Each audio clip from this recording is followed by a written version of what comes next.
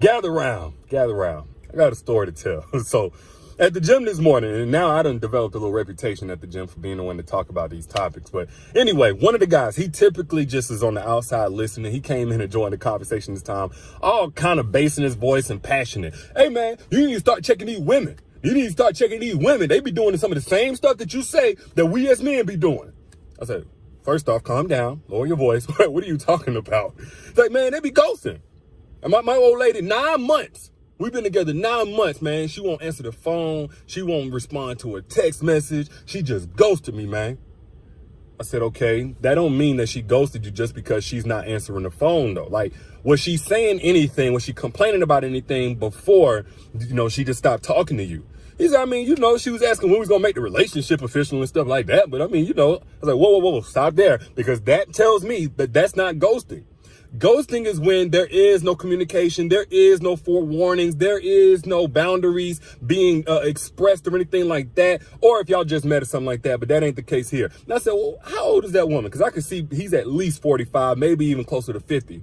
He said she was 40-something. I said, yeah, man, that's confirmation. That wasn't ghosting, bro. Women can ghost, but that wasn't ghosting. That was eviction. You got evicted. There's a big difference, and I think a lot of guys don't know the difference. They ready to call something ghosted so fast. Eviction is whenever a woman has given you all kind of chances, all kind of warnings. She done let you know your payment's late. She done find you. She been knocking on your door. She been doing everything she could to get through to you, and then you came to what you thought was your home after you ain't been making no payments. After all your rent got backed up, and all your stuff is out on the lawn, and the locks is changed. She ain't answering the phone because you didn't take her serious. That's eviction. You got evicted. Stop calling it ghosting. No, that woman didn't answer your phone because you thought you can play in her face. So she said, I'm going to show you better than I can keep trying to tell you. Because at that point, communication became disrespect.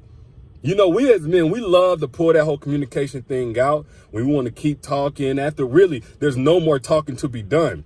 But here's the thing, communication becomes disrespect when the way the original communication was treated was in the tone of disrespect, like it wasn't taken serious. So at that point, if you've proven you're not going to take that woman serious, her continuing to try to talk to you is a disrespect to herself.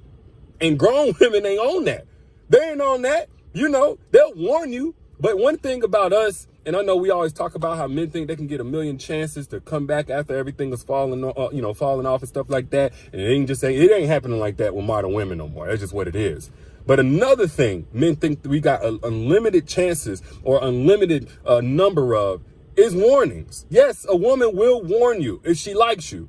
And if she got some level of patience, which some women don't, a woman will warn you. But a lot of times we don't recognize when a woman is trying to warn us. And that first warning may be very subtle. It may be very chill. You think you making a little kiki joke or something like that. She kind of sort of laughed, but not nearly as much as you.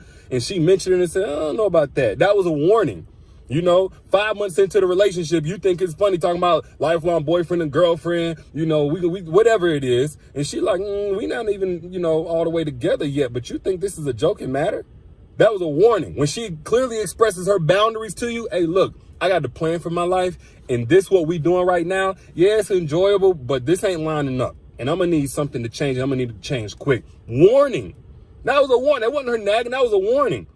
And if she really like you, she might give you 2 or 3 more times to play around, to keep extending things or, not make any tangible improvements on what it is she's asked you to do.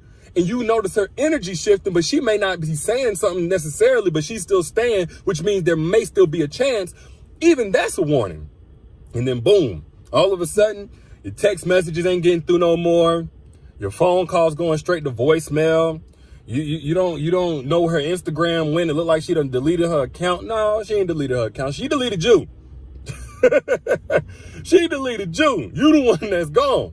Cause she tired of it, man. And the thing is, women these days they're not boo-hooing and losing sleep over this. Why? Because they've been on the other side of this. They've been in a place where they're not getting any warnings. Most of these women know there is an alternative that they've already experienced. And that's where instead of getting warnings, when one person seems to be upset, when their man seems to be upset, they get confusion. They get gaslighting. And what I mean by that is, so a situation like this, and y'all put I down in the chat if you've ever experienced this.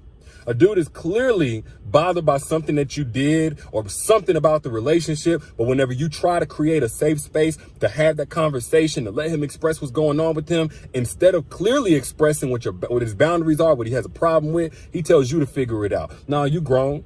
You grown. If you really love me or you really care about me, you will figure it out. You know what you did. And try to spin you in circles and keep you in this gray area, which, by the way, in case anybody's wondering, is totally narcissistic manipulation. It's a way to, again, get you to doubt your own self and to gaslight you and have you wondering what's wrong with me and basically shift you into people-pleasing mode. But here's the thing about today's women, I think today's women don't get enough credit for, is that we're no longer dealing with the people-pleasing version of women for the most part. We're dealing with the self-loving version of women for the most part. Studies are actually showing that men online trying to date have less options because women have risen their standards for healthy relationships. We're not dealing with the great-grandmother, what our great-granddaddies was dealing with back in the 30s and 40s and stuff like that. There's a whole new wave of women that have standards, right? And so these women are choosing themselves.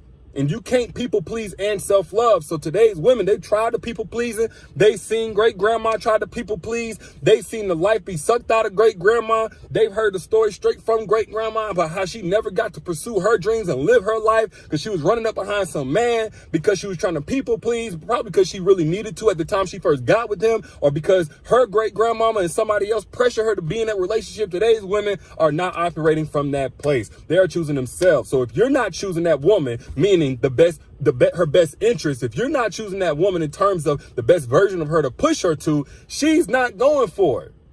Again, you get one of these 19, 20-year-olds, and again, no shade to my young sisters out there, but you can get one of these super young girls as long as they're legal, and you can play that game. But these women 35, 40, man, look, they're not going for it, man.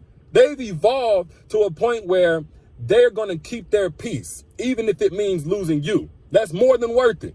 They're going to keep their peace. They're going to purge their energy of whatever it is you poisoned it with. And once that officially happens and it's done, it's really over with. She ain't answering your calls. She ain't answering your texts. If you show up where she at and where she stay at, where she work at, you might get shot. I ain't advocating for it. I'm just saying what the reality is. Now, this is only going to intimidate and bother an average man. Evolved men love this because it puts a higher premium on what really matters about that woman. Not her body count, not her weight, none of that stuff. Everybody got a pass. Everybody got some kind of flaw, but it puts a higher premium on what's going to create his emotional ecosystem whenever he's with her. So evolved men understand this woman is so protective because there's more to protect. When she's cutting these dudes off after giving them chances and talking and that kind of thing, she's guarding the part of her that's going to be able to now love that evolved man. Evolved men love this. Now, the problem I'm seeing still, because modern women ain't perfect, is that a lot of you don't know how to position yourself for an evolved man to find you. So you go around being wife material and feel like, man, nobody recognizes I'm a wife. Nobody treats me according to my wife qualities and things like that. You just don't know how to position yourself for the man that deserves you. Not just the man that wants you, not just the man that desires you, but the man who has prepared for you. Now, if you want more in that conversation, there's no better resource in the world, especially not for free, than the masterclass I just did, Secrets to Making Evolved Men Crave You. So if you have not gotten access to that free masterclass and you want to know how to attract an evolved man, click the link that's pinned right here. This comment right here, click the link that's pinned right there. Get access to the masterclass, Secrets to Making Evolved Men Crave You. I simplified the steps. I made it easy to understand, and thousands of women are already using this, and they're being effective in the first 24 hours from what the reviews say. Get access to that now, or just go back in the caption. Some of y'all don't see that pinned comment. Go back to the caption, click that link. Moral of the story is this. For my brothers out there, no, man, you're not getting ghosted. If she tried to tell you, if she communicated with you, if she gave you opportunities and time and space to correct your wrongs. That's not ghosting whenever she finally says, no more access to me. No, we ain't talking no more. You can't just talk your way out of something that you behaved your way into. That's a woman that's learned that lesson the hard way with wasted years of her life. She's not about to keep learning it again with you. You're not that special, and you proving it by your whole mentality. Talking about ghosting. Yeah, man. Eviction. Go find you a Section 8 or something like that to go get a hold of, because apparently you couldn't afford the rent on this one. But Y'all don't get me going. Those are just my thoughts. Share this if you got something from it, because somebody else need to be blessed by this message as well. And again, if you're in the market for an evolved man, not just any man, but an evolved man, and you feel like you are a truly evolved woman as well, you prepared yourself, you worked on yourself, you self-loving and all that kind of stuff, click the link pinned right here. Click that link, get access to the free masterclass, over an hour of me just dropping gems. Y'all think this is something? It ain't got nothing on that masterclass.